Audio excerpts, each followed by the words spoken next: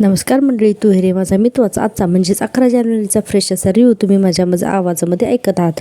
काल आपल्याला इथे कालचाच भाग थोडासा दाखवलेला आहे. राकेश म्हणतोय घ्या आला तुमचा नवरा आणि म्हणत असतो की विचारा तो मीच आणि हा डिवोर्स नंतर मीच आहे तुझ्यासाठी असं म्हणून राजेश आता तिथून निघून जातो.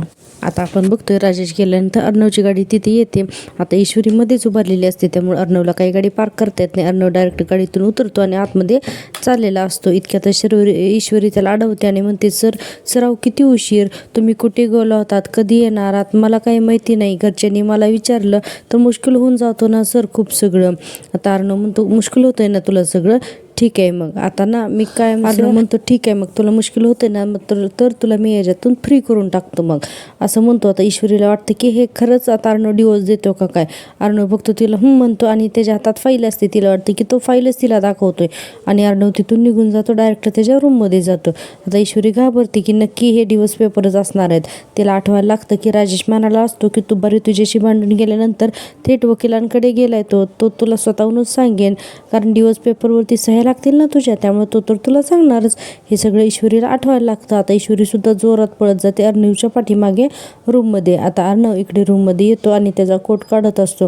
इतक्यातच ईश्वरी पळत पळत येते, दरवाजा लावते आणि सर म्हणते. अर्णव म्हणतो सारखं काय माझ्या मागे मागे, I am fed up all this आणि म्हणतो कळलं का तुला, मला कंटाळा आलाय, नकोय मला हे सगळं. ईश्वरी म्हणते तुम्हाला कितीही कंटाळा आला असला आणि नको असलं ना तरीही तुमच्या मनात जे आहे ते मी होऊ देणार नाही.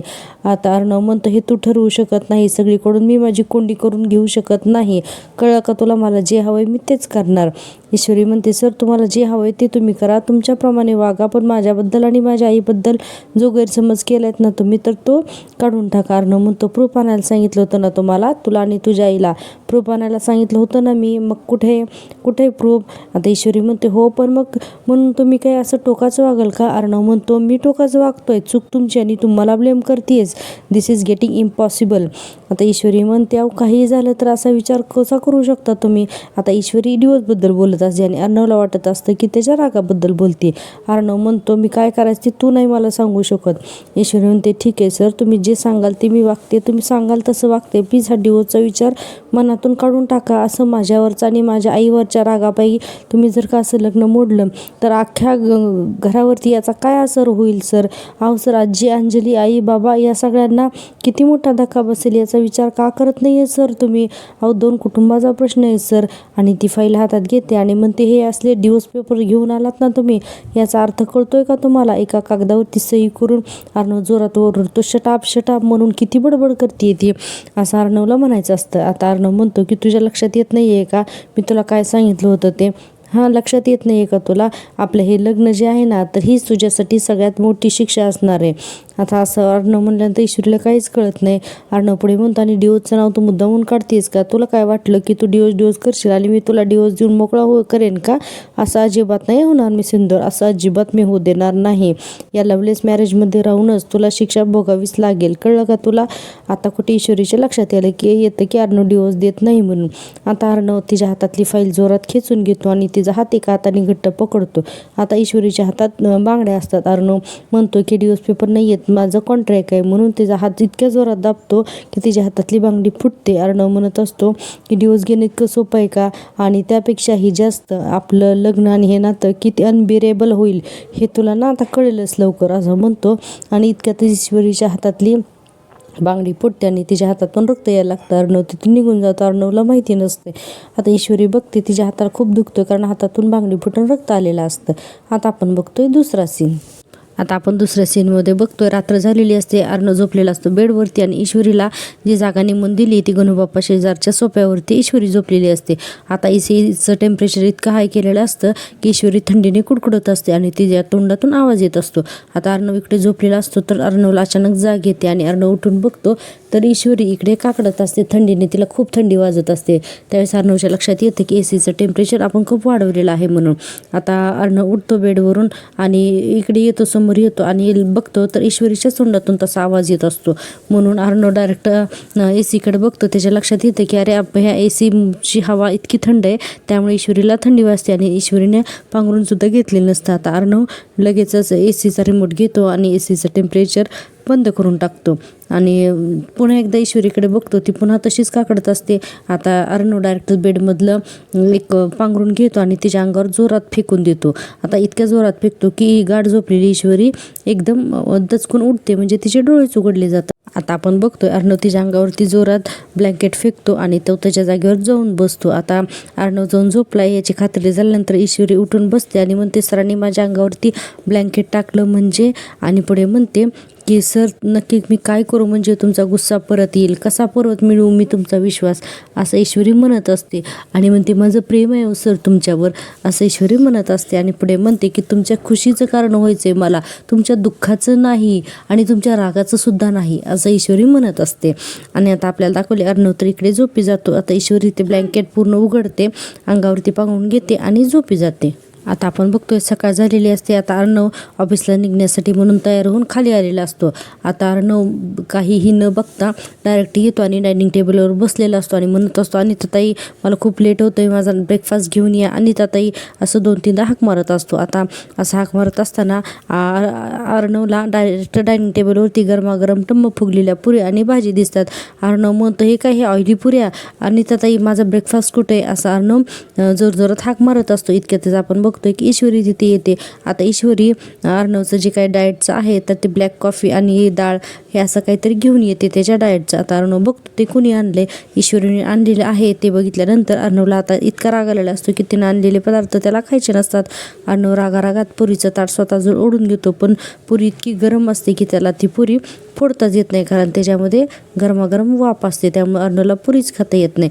आता अर्णवचे जे काही हाल होत आहेत तर ते ईश्वरी लांब उभारून नुसती बघत असते, कारण ती मजा बघत असते. अर्णवला गरम पुरी तोडता येत नाहीये. तसंच अर्णव कशी तरी एक पुरी तोडतो आणि एक घास खातो. आता ईश्वरी तिथेच उभी राहते, पण ईश्वरी काय करते, दुसऱ्या पुरीवरती जोरात एक बोट मारते आणि त्यातली सगळी हवा बाहेर येते, म्हणजे जी काही गरम गरम पुरीच्या आतमध्ये गरम हवा असते ना तर ती बाहेर पडते. आणि हे सुद्धा क्लिअरली आपल्याला या व्हिडिओमध्ये फोटोमध्ये दाखवलेलं आहे. आता ईश्वरी म्हणते, अशा पद्धतीने पुरीतली वाफ बाहेर काढली की लगेच ती थंड होते. रागाचं सुद्धा तसंच आहे, तो गेला की माणूस शांत होतो. वाफ असो किंवा राग आतल्यात कोंडून ठेवला ना की त्यास की चटके बसणारच सर. आणि पुढे म्हणते की मग खायची मजा राहते बाजूला आणि मग तकलीफच जास्त होते. आणि पुढे म्हणते की अगदी सेम फंडा रागाच्याही बाबतीत आहे हं सर. आपल्या मनातला राग हा या वाफेसारखाच निघून गेल्याशिवाय आपण सामनेवाल्याला नेमकं काय म्हणायचं आहे हे तुम्हाला नेमकं कळणार कसं, आणि ते जर का कळलंच नसेल तर त्यावरती विचार करणार कसा. आता ईश्वरीचे आज फारच मोठे मोठे डायलॉग आहेत. ईश्वरी पुढे म्हणते, मी असं म्हणत नाही की सामनेवाल्याची काही चूकच नसते, पण सर ऐकलंच नाही तर कळणार कसं ना सर. आता ईश्वरी इतकं समजावते पण अर्णव काही बोलत नाही. पुढे ईश्वरी म्हणते, ऐकलंच नाही तर या पुऱ्यांसारख्या सगळ्यांना चटके बसणार ना मनात राग ठेवला तर. असं म्हणल्यानंतर अर्णव फक्त रागाने तिच्याकडे बघतो आणि तिला काही न बोलता तिथून उठून निघून जातो. ईश्वरी थांबवण्याचा प्रयत्न करते पण अर्णव नेहमीसारखं तिचं काही ऐकत नाही आणि निघून जातो. आणि आता आपण बघतोय की तिथं टम्म गरम फुगलेल्या पुऱ्यांमधून वाफा निघत असतात. आता ईश्वरी अर्णवच्या ताटातला एक घास पुरी भाजीचा आहे तर तो खाते. आता इथे ईश्वरी थोडीशी हॅपी दाखवलेली आहे, कारण तिला अर्णवला मनवायचं असतं म्हणून. आता एक घास खाते ईश्वरी आणि म्हणते की सर. आता ईश्वरी एक घास खाते, त्यानंतर पुरीचं ताट हातात घेते आणि म्हणते, भूतकाळात नेमकं काय घडलं होतं हे शोधून ही गैरसमजाच्या रागाची वाफ मी दूर करणारच, असं ईश्वरी मनाशी आता निर्धारच करते. आणि पुन्हा एकदा त्या पुरीची वाफ जी आहे तर ती अशी बाहेर काढते. मस्त टम्म फुगलेल्या पुरी भाजी खाऊन तुम्हाला सुद्धा वाटलं ना पुरी भाजी खावी म्हणून. तर आता आपण पाहतोय की ईश्वरीने आता निर्धार केलेला आहे की अर्णवला काही करून मनवायचं म्हणून. आता पुढे ती म्हणते की सर आपलं नातं, तुमचा विश्वास आणि पुन्हा जिंकणारच मी सर. आता असं ईश्वरी म्हणून आता अर्णवकडे पाहते, तो ज्या दिशेला गेलाय तिकडे. आणि आता आपण लगेचच पाहतो दुसरा सीन. दुसऱ्या सीनमध्ये आपण बघतोय क्लाउड किचनमध्ये नम्रताची आणि ईश्वरीची आई जी आहे तर ती कढईमध्ये बासुंदी बनवत असते. आणि त्यांना हे सगळं बासुंदी बनवत असताना आठवतंय की अर्णव म्हणालेला असतो की हा जो माणूस आहे ना तर हा माणूस माझा बाप होता. ह्या सगळ्या गोष्टी आठवून सुप्रिया खूप डिस्टर्ब झालेली असते. अर्णवने त्यांच्यावरती ब्लेम केलेला असतो की एक अख्खं कुटुंब तुमच्यामुळे उद्ध्वस्त झालं, तुमच्यामुळे माझ्या आईने सुसाईड केलं. आणि पुढे अर्णव म्हणालेला असतो की तुमची यामध्ये काही चूक नाही, याचा प्रूफ द्या आणि नंतरच माझ्या तुम्ही समोर या. आता या सगळ्या गोष्टी आठवून सुप्रिया जी आहे तर ती थोडीशी नाराज असते आणि विचार करत असते. आपण पाहतो इतक्यातच ईश्वरी तिथे येते. आई म्हणून जोरात हाक मारते आणि ईश्वरी आता रडत असते, कारण तिचे सगळेच प्रयत्न हरलेले असतात. सुप्रिया म्हणते, इशू अगं तू इथे? आता असं म्हणल्यानंतर की म्हणते की तू इथे यावेळी कसं काय आलीस आणि तू रडतेस काय? परत काही झालंय का तिथे? हां सांग ना, सुप्रिया म्हणते. पण ईश्वरी रडत रडत म्हणते, नाही आई काही झालं नाही ग, पण आई मी सरांचा राग कमी करण्याची खूप कोशिश करते ग आई, पण काही केल्यास सर माझ्याकडे बायको म्हणून नाही तर एक गुन्हेगार म्हणूनच बघतायत, मी तरी काय करू? म्हणून ईश्वरी खूप रडत असते आणि पुढे म्हणते की आई त्यांना बरं वाटावं म्हणून मी काही करायला गेले ना तर त्याचीही त्यांना तकलीफ होती ग. सुप्रिया म्हणते, इशू अगं तू शांत हो ना ग बाळा. ईश्वरी म्हणते, आई शांत कशी हो सांग ना ग आई, मला काही करून ना मला सरांचा विश्वास परत मिळवायचा आहे, पण मला ना काय करू ते खरंच काहीच कळत नाही आहे ग, मला काही समजतच नाही आहे, मी काय करू? सुप्रियाला आता कळत नाही, गेला कसं समजावं? सुप्रिया म्हणते, मी कसं समजावं ग ईश्वरी तुला, मला कळत नाही आहे. इतक्यातच तिचं लक्ष ते कढईमध्ये दूध ठेवलेलं असतं ना तिच्या तिकडे जातं. आता लगेच सुप्रिया म्हणते, इशू कढईमध्ये जसं दूध असतं ना तसं प्रत्येक स्त्रीचं संसारामध्ये सामावलेली असते. आणि पुढे तिला समजावून सांगते की बऱ्या वाटाची कितीही घुसळण झाली ना तरी बाईंनी ना ती जीवापट जपायची असतात. आणि पुढे म्हणते की अगं तुझ्यातही तो गुणधर्म आहे, तू बदलू शकशील अर्णव सरांना. इशू असं म्हणल्यानंतर ईश्वरी म्हणते, अगं पण मी काय करू, नक्की काय करू म्हणजे सर बदलतील? आता सुप्रिया म्हणते, मला माहिती आहे की हे सगळं खूप अवघड आहे ग तुझ्यासाठी, पण ईश्वरी तुला तर ना धीराने घ्यावंच लागेल ना ग ईश्वरी. अगं अर्णव खूप दुखावला गेला आहे ग बिचारा, आणि हे बघ त्याचं दुःखसुद्धा बरोबरच आहे ना, त्यांनी त्याच्या आईला गमवलं इशू, त्यांचं दुःख खरंच खूप मोठं आहे ग. आता ईश्वरीला समजवत असतं. सुप्रिया म्हणते, त्यांचं मन वळवायला थोडा वेळ लागेल का नाही, तू प्रयत्न सोडू नकोस, प्रयत्न सोडू नकोस प्लीज, असं दोनदा म्हणते सुप्रिया. त्यावरती ईश्वरी म्हणते, आई जमेल का ग मला हे सगळं? सुप्रिया म्हणते, अगं का नाही जमणार तुला, नक्की जमेल. ईश्वरी म्हणते, अगं पण आई ते माझ्याकडे बायको म्हणून बघायलाच तयार नाही तर मी तर काय करू आई?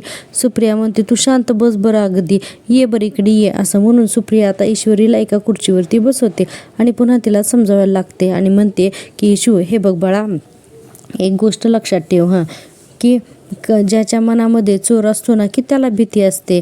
मला सांग, आपल्या मनात चोर आहे का किंवा आपली खोट्याची बाजू आहे का? नाही ना, आपण काहीही चुकीचं केलेलं नाही आहे, मग त्यामुळे आपल्या मनात अशा भावना कधीच येणार नाहीत, हे तू अर्णवला दाखवून दे, असं ईश्वरीला सुप्रिया सांगत असते आणि म्हणत असते की रडू नकोस बाळा, लढ तू, तुला काही करून लढावं लागेलच, हो असं म्हणून समजावून सांगते.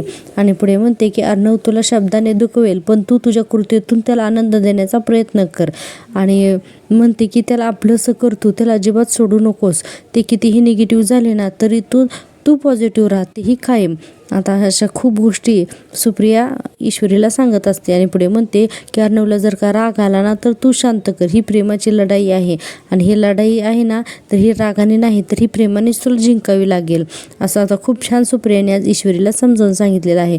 आता ईश्वरीला सुद्धा या गोष्टी कळतात. आता ईश्वरी खुश होते आणि म्हणते की हो आई मी तसेच करेन. आणि पुढे म्हणते की आई तुझ्याशी बोलून उमेद वाटते ग मला थोडी, असं म्हणून सुप्रिया म्हणते की हो पण काही असलं ना तरीसुद्धा माझ्यामुळे तुझ्या नशिबामध्ये हे भोग आहेत, हे सगळं मला, ही भावना मला खूप त्रास देते ग इशू. ईश्वरी म्हणते, आई अगं नको ग एवढा विचार करू. सुप्रिया म्हणते, इशू अर्णवने मी निर्दोष असण्याचे पुरावे मागितलेत ना. आणि पुढे मग थोडासा विचार करते आणि म्हणते की मी सगळे पुरावे गोळा करेन आणि देईन. आता असं म्हणल्यानंतर पुढे म्हणते की पण इशू तोपर्यंत तू धीर सोडू नकोस, प्रयत्न कर. त्यावरती ईश्वरी म्हणते, हो आई आता तू बघच, मी नाही सरांचं मन जिंकून घेतलं ना तर नावाची ईश्वरी नाही आहे मी, असं ईश्वरी म्हणते. आता ईश्वरीला ठाम आत्मविश्वास आलेला असतो आईचा आणि म्हणते त्यांनाही कळू देत ना, हम भी इंदौर से हे. आता तिची आई म्हणते आता कसं, असं म्हणून आता ईश्वरी तिच्या आईला मिठी मारते आणि खूप आनंदी असते ईश्वरी. पण सुप्रियाच्या मनातून काही केला विचार जातच नसतो. आता आपण लगेचच बघतोय दुसरा सीन. आता दुसऱ्या सीनमध्ये आपण असं पाहतोय की अर्णव स्टडीमध्ये आलेला असतो आणि ईश्वरी सुद्धा तिच्या आईच्या घरून आलेली असते.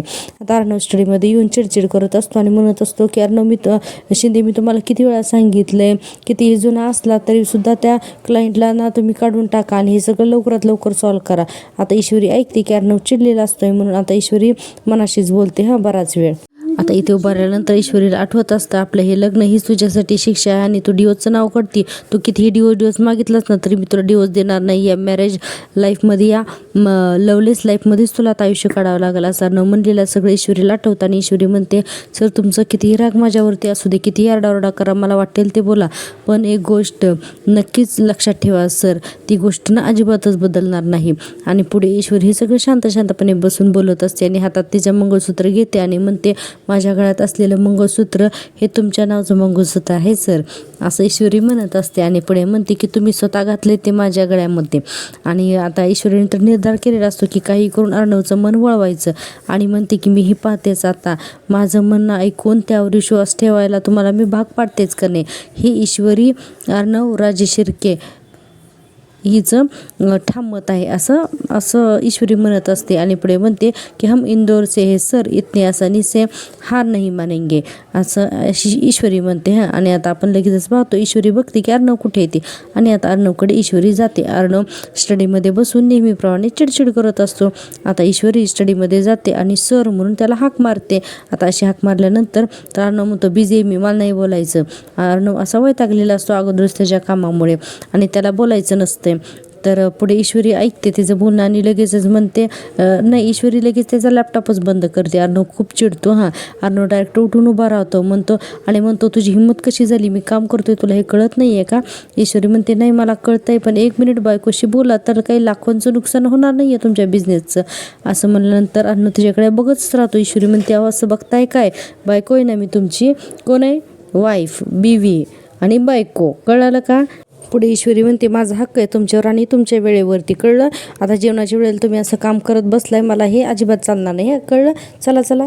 अर्णव म्हणतो मला जेवायचं नाही आणि तो नाही मला सांगायचं मी कधी जेवायचं आणि कधी काम करायचं. ईश्वरी म्हणते का नाही सांगायचं, बायकोय मी. अर्णव म्हणतो मी तो अधिकार तुला देत नाही. ईश्वरी म्हणते तो तुम्ही देण्याचा सवालच येत नाही, तो मी घेतलाय, फक्त घेतलाच नाही तर तुम्ही गाजवणार सुद्धा. चला जेवायला चला, जायचंय ना आपल्याला जेवायचंय, चला. आता अर्णव काय करतो तिथून उठतो आणि डायरेक्ट पाठीमागे जो सोफा असतो त्या सोफ्यावरती जाऊन बसतो. ईश्वरीला वाटत असते की तो जेवायला येईल, पण तो पुन्हा सोफ्यावर बसतो. ईश्वरी म्हणते सर अहो तुम्हाला कळत नाहीये का मी काय सांगते, ते जेवायला जायचे, चला पटकन चला. अर्णव म्हणतो मी 1 मिनिट मी सिंदूर, हा तुझा जो काही ड्रामा चालू आहे ना तर परफॉर्मन्स चांगला आहे तुझा, पण याचा माझ्यावरती काही परिणाम होणार नाही, मी बदलणार नाही आहे, कळलं का. ईश्वरी म्हणते तुम्ही बदलावं अशी माझी इच्छाच नाही आहे, माझं फक्त एवढंच म्हणणं आहे की तुम्ही आता माझ्यासोबत जेवायला चला, एवढंच माझं म्हणणं आहे, चला बरं. आता अर्णव खूप रागायला जातो, तो काही तिचं ऐकतच नसतो. आता ईश्वरी मनाशीच ठरवते आणि म्हणते की ठीक आहे नाही येणार आहे का तुम्ही, ठीक आहे काही हरकत नाही, नका येऊ. एक आदर्श भारतीय पत्नी कशी असते हे आज मी तुम्हाला दाखवेनच. आणि म्हणते की आज तुम्ही जेवल्याशिवाय मी अन्नाचा एक कण आणि पाण्याचा एक थेंबही घेणार नाही, आता तुम्ही बघाच, असं आता ईश्वरीने चांगली धमकीच दिली. आता अर्णव फक्त विचार करायला लागतो, आपण तिच्याकडे काही बघत नाही, डायरेक्ट तिथून उठून उभा राहतो आणि म्हणतो की सूट युअर सेल्फ, म्हणजे हे तुझ्यावरती चांगलं सूट होतं असं म्हणतो आणि तिथून सुद्धा तो निघून जातो. आता अर्णव निघून गेल्यानंतर ईश्वरी विचार करायला लागते की हा असा काय वागतोय म्हणून. आणि पुढे म्हणते की ठीक आहे तुम्ही दाखवत जरी नसलात ना सर तरी मला माहिती आहे आतून तुम्ही चांगलं, आतून हलचल झाली आहे सर तुमच्या, असं ईश्वरी म्हणते. आणि पुढे म्हणते की काही झालं तरी तुमची गलतफहमी मी दूर करणारच. आता ईश्वरीने तर ठामच ठरवलेलं आहे. आणि पुढे म्हणते की प्रेमासाठी आणि आपल्या नात्यासाठी मला लढावंच लागेल. आता हे म्हणल्यानंतर आपण बघतोय डायरेक्ट म्हणते की मी लढेनच आणि ईश्वरी तिथून निघून जात. आणि तू हिरे माझा मित्रच हा भाग इथे संपतोय. उद्याच्या भागात आपण पाहतोय की ईश्वरी आजींचा हातात घेऊन म्हणत असते की माझ्या शेवटच्या श्वासापर्यंत या घराचं सुख माझ्यासाठी महत्त्वाचं असेल. आता अर्णव हे सगळं ऐकतो आणि सोप्या येऊन डायनिंग टेबलवर बसतो आणि म्हणतो खोटं बोलून खोटं फसवून हे असं फसवता येतं लोकांना. आणि राजेजीकडे म्हणत असतो की अर्णवपेक्षा मी तुला खूप सुखात ठेवीन, ईश्वरी तू माझ्याकडे ये. आता ईश्वरी म्हणत असते, ईश्वरी म्हणते आमच्या दोघांची रोज जरी भांडणं झाली ना तरी मी अर्णवसोबतच सुखात आहे. आता राजेश म्हणतो मी जर ठरवलं ना तर 1 सेकंदात तुला इथून पळून घेऊन जाईन. आता असं म्हणल्यानंतर ईश्वरी भरलेला पाण्याचा ग्लास त्याच्या तोंडावरती मारते आणि म्हणते हे असं कधीच होऊ शकत नाही, मी अर्णव राजे शिर्केची बायको आहे आणि हे तू कायम लक्षात ठेवायचं. म्हणून ईश्वरीने आता राजेचा चांगलाच तोंड जे आहे तर ते पाणी मारून भरवलेलं असतं. आता हा उद्याचा भाग खूप इंटरेस्टिंग होणार आहे, पाहत राहा माझी आवडती सिरियल. आणि हो, चॅनलला लाईक आणि सबस्क्राईब करायला अजिबात विसरू नका, म्हणजेच तुम्हाला मी दिलेले नवीन व्हिडिओ असेच तुम्हाला बघायला भेटतील. तोपर्यंत टेक केअर, बाय.